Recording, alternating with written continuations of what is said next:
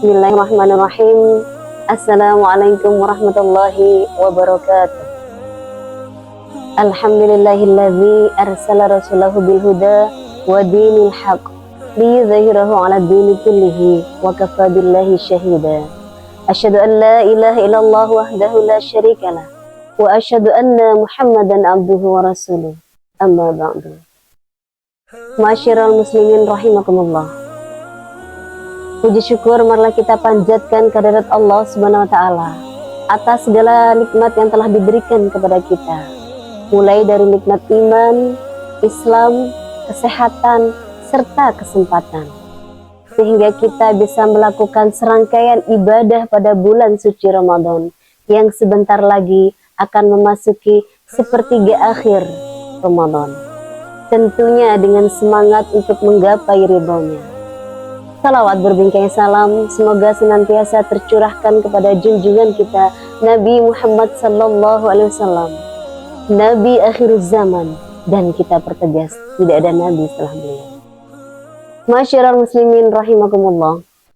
Rasulullah sallallahu alaihi wasallam bersabda, "Man qama ramadhana imanan wa ihtisaban, ghufira lahu ma taqaddama min dzambi."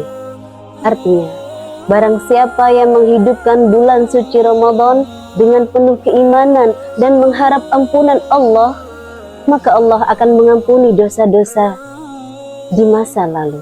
Hadis riwayat Bukhari. Sahabat fillah yang dirahmati Allah, hadis di atas menyebut kalimat qoma Ramadan yang asalnya berarti berdiri di bulan Ramadan. Berdiri itu dimaksudkan menghidupkan Ramadan dengan ibadah. Dan salah satu ibadah tersebut termasuk di dalamnya adalah iktikaf. Karena itu, kita dianjurkan untuk melaksanakan iktikaf di setiap bulan Ramadan, terutama di 10 malam terakhir. Sebagaimana sabda Nabi Muhammad sallallahu alaihi wasallam, "Annan Nabiyya sallallahu alaihi wasallam kana ya'takiful arsyal awakhir min Ramadan hatta tawaffahu Allah thumma i'takafa azwajahu min ba'di." Rawahul Muslim. Yang artinya bahwasanya Nabi Muhammad sallallahu alaihi wasallam melakukan iktikaf pada malam 10 terakhir dari Ramadan hingga diwafatkannya dia oleh Allah. Kemudian istri-istri beliau melakukan iktikaf setelah beliau wafat. Hadis riwayat Muslim. Masyarul muslimin rahimakumullah. Hadis di atas menjelaskan kebiasaan Rasulullah yang senantiasa melakukan iktikaf di bulan Ramadan dan tidak pernah meninggalkan sampai beliau wafat.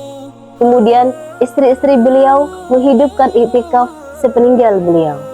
Namun bukan berarti istri-istri Nabi tidak pernah beriktikaf selama Rasul hidup. Karena ada hadis lain yang menerangkan bahwa mereka beriktikaf ketika Nabi Shallallahu Alaihi Wasallam beriktikaf. Lalu, bagaimana cara iktikaf yang dianjurkan oleh Rasulullah? Kita lihat dulu makna dari iktikaf. Iktikaf menurut bahasa artinya berdiam diri dan menetap dalam sesuatu.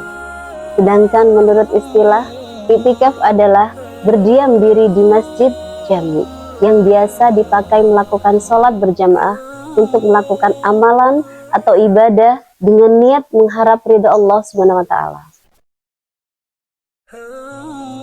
Masyarul muslimin rahimakumullah. Amalan yang dimaksud seperti melaksanakan sholat lail, membaca Al-Quran, berzikir atau berdoa dan bermuhasabah diri, mengakui segala dosa dan bertaubat. Rasulullah pun saat beriktikaf hanya memfokuskan diri untuk beribadah kepada Allah Subhanahu wa taala. Sampai-sampai hal-hal yang berurusan dengan duniawi ditepikan, ditanggalkan. Jadi, marilah kita lakukan iktikaf dengan cara yang benar dan sesuai tuntunan Rasulullah SAW dengan cara 1. Melakukannya di 10 terakhir Ramadan. 2. Dengan niat yang baik.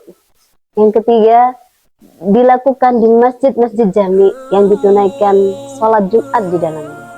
Kemudian yang ketiga, perbanyak amal soleh atau kegiatan positif sehingga dalam 10 hari itu kita maksimalkan untuk beribadah hanya kepada Allah Subhanahu wa taala. Dan yang terakhir, tinggalkan segala sesuatu perbuatan dosa atau perbuatan yang mengandung kesia-siaan. Demikian kultum yang dapat kami sampaikan.